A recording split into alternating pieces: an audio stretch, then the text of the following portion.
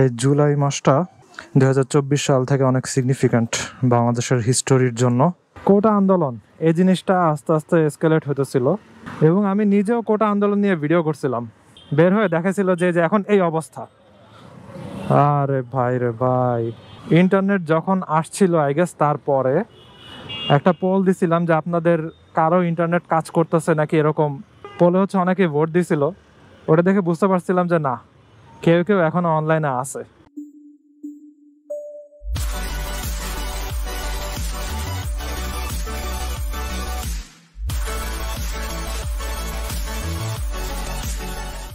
এই what is going on, সবার কি অবস্থা? এখন বাজে হচ্ছে বিকাল 4:15। আমি এখন হাতিঝিলের দিকে যাব। রেকর্ড কি হতেছে? ইয়াস। আচ্ছা, আজকে যেদিন আমি ভিডিওটা রেকর্ড করতেছি ওই দিন হচ্ছে জুলাইয়ের 1 তারিখ। এই জুলাই মাসটা 2024 সাল থেকে অনেক সিগনিফিক্যান্ট বাংলাদেশের হিস্টোরির জন্য। যাই হোক, রাইড শুরু করি। এই জুলাই 17 তারিখে কিন্তু আমার বার্থডে, সো আমার জন্য সিগনিফিক্যান্ট, বাংলাদেশের হিস্টোরির জন্য সিগনিফিক্যান্ট।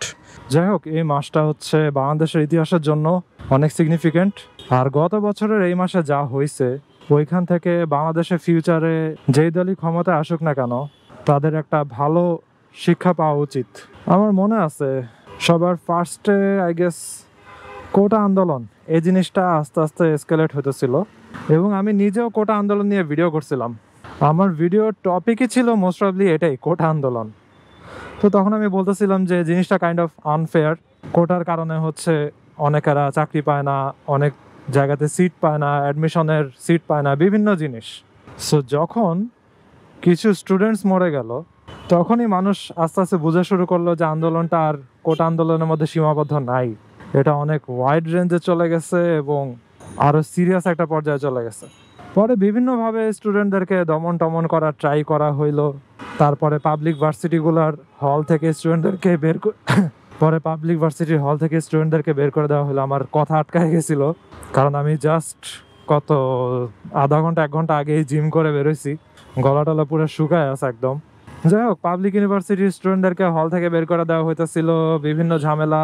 পরে প্রাইভেট ইউনিভার্সিটির স্টুডেন্টরা হচ্ছে হেল্প করলো এবং ওরা আসলে অনেক বড় একটা হেল্প ছিল এবং প্রাইভেটের স্টুডেন্টদেরকে অনেকভাবে দমন করার ট্রাই করা হয়েছিল।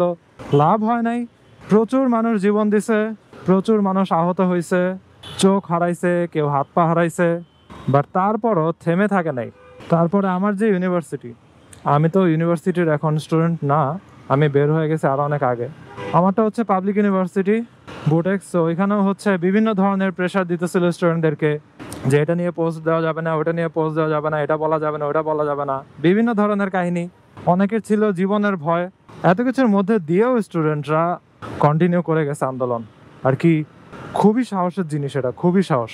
তারপরে অনেক সময় বাসায়ও চলে আসতো স্টুডেন্টদেরকে ধরার জন্য এবং এরকম অনেক জিনিস শুনছিও যে বাসায় চলে আসছে তার অ্যাড্রেস অনুযায়ী এবং হচ্ছে বাসার দরজার সামনে নাকি লেখা রাখতো বিভিন্ন জিনিস, মার্ক করে রাখতো যে এটা আন্দোলনে গেছে, ওইটা আন্দোলনে গেছে, কত যে কাহিনী।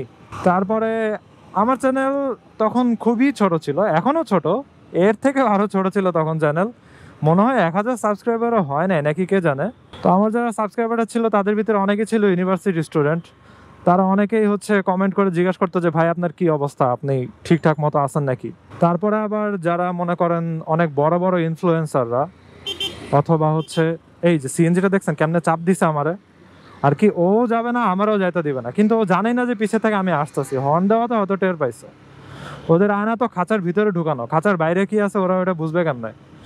ভাই মেজাজ টেজাজ খারাপ হয়ে যায় এগুলো দেখলেই। যাই হোক, বড় বড় ইনফ্লুয়েন্সাররা যারা ছিল, আমার তো মনে করেন 1K আই গেস সাবস্ক্রাইবার ছিল না, কিন্তু যাদের আই গেস 100K উপরে সাবস্ক্রাইবার ছিল, মোটর ব্লগাররা স্পেশালি, তাদের অনেকে নিয়ে হচ্ছে মানুষেরা কমেন্ট করতো যে ভাই আপনি কিছু বলেন না কেন, ভাই আপনি বের হন না কেন, এটা নিয়ে ভিডিও করেন না কেন, কোনো পোস্ট দেন না কেন।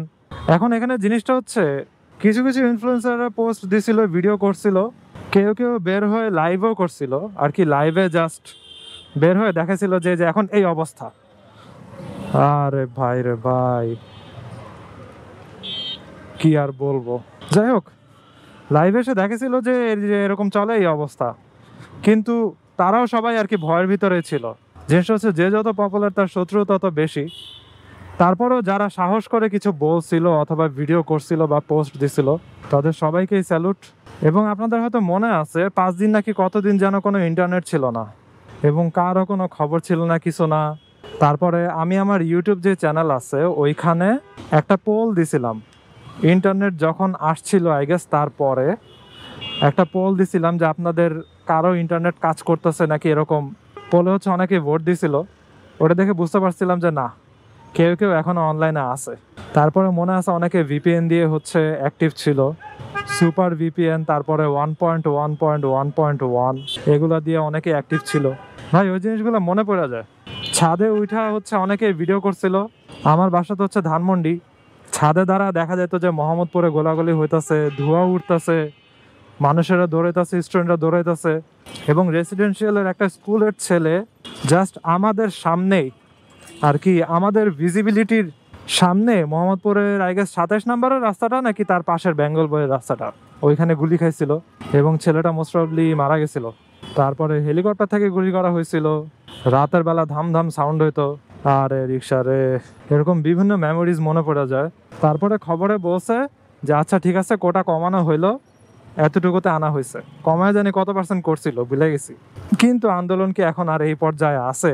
আপনি এত স্টুডেন্ট মারা ফেলছেন, এত মানুষ মরে গেছে, এখন কি আর আন্দোলন থামায় রাখা যাবে? তারপরে অনেক চেষ্টা করছে আর কি, যেমনে পারা যায় সবকিছু দমন করার আর কি। একবার যদি এটা দমন করতে পারতো পুরোপুরি ভাবে, মনে করেন এমন ব্যবস্থা হয়তো তারা করতো, বাংলাদেশ পুরো নর্থ কোরিয়া হয়ে যেত আর কি, কেউ আর কিছু বলতেও পারতো না। জিনিসটা হচ্ছে এর আগে অনেক আন্দোলন হয়েছে, কোটা সংস্কার আন্দোলন এর আগে আরো একবার হয়েছিল, ওইটাও দমন হয়ে গেছিল। তারপরে ওই যে নিরাপদ সড়ক এরকম নিয়ে একটা আন্দোলন হয়েছিল, স্টুডেন্টদেরকে পিড়া বাড়া সবগুলারে হইতেছে আবার ব্যাগ পাঠা দেওয়া হয়েছিল।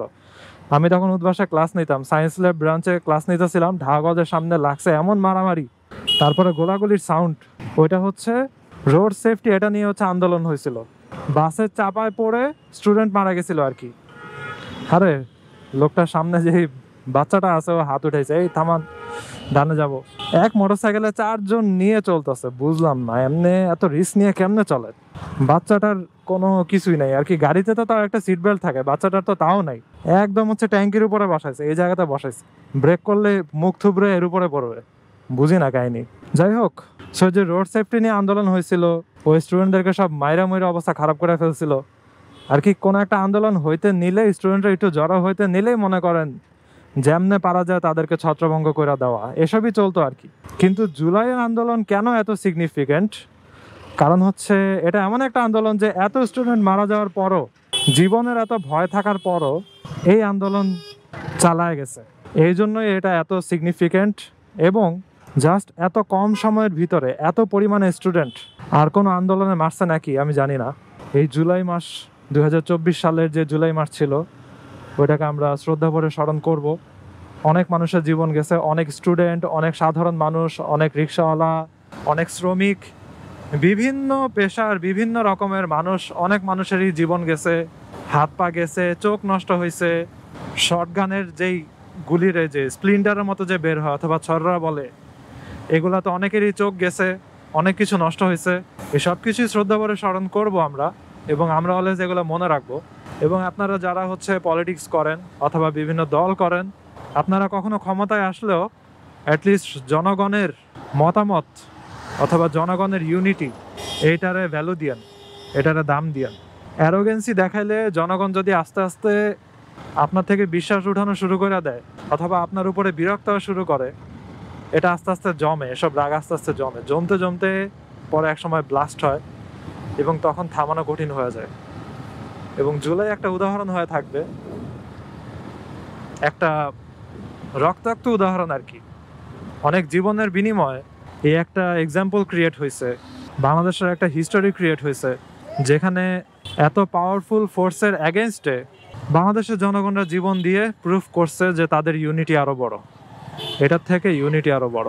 আজকে ভিডিওতে জাস্ট আমি এই টপিক নিয়ে কথা বলতে চাইছিলাম, কারণ আমার সাবস্ক্রাইবারদের অনেকেই হচ্ছে এই জুলাই উইটনেস করছে, এবং যখন এসব ঘটনা হইতো তখন অনেকের আমার সাথে কথা হইতো এবং আমার খোঁজ খবরও রাখতো। হয়তো ফিউচার জেনারেশন যারা আসবে অথবা যারা এটা উইটনেস করে নাই, তারা ওই সময়টার সিগনিফিকেন্স অথবা এতগুলা জীবন দানের সিগনিফিকেন্স হয়তো অত ভালো মতো বুঝতে পারবে না, বাট আমরা চেষ্টা করব যেন কখনোই এই ঘটনাটা, এই জিনিসগুলো ভুলে যেন না যাই। এবং আমরা সবাই প্রে করব যারা এখনও সিক আছে, অসুস্থ আছে, তারা যেন আস্তে আস্তে সুস্থ হয়ে যায়, এবং যারা মারা গেছে তাদের ফ্যামিলি যেন কষ্টটা কিছুটা হইলেও কাটায় উঠতে পারে, এবং তারা যেন সবাই ভালো থাকে। এবং আমরা সবাই প্রে করব যারা মারা গেছে সবার জন্য। তো আজকের ভিডিও এখানেই শেষ করি। I hope you guys like this video and if you are watching for the first time in kindly subscribe. চলে আসছি আমি মধ্যভাগে। তো সি ইউ নেক্সট টাইম। ভালো থাকেন, সাবধানে রেড করেন। Tata. I wake up to a little bit of drool on my pillow, feel like it's gonna be a bad day. Yeah, I'm tired of shit and the coffee ain't hit yet, damn ain't that great. I don't wanna go to work cause my boss is a jerk and I'm not even that paid. I need a change in my life cause I don't feel alive and there's nothing that makes me happy.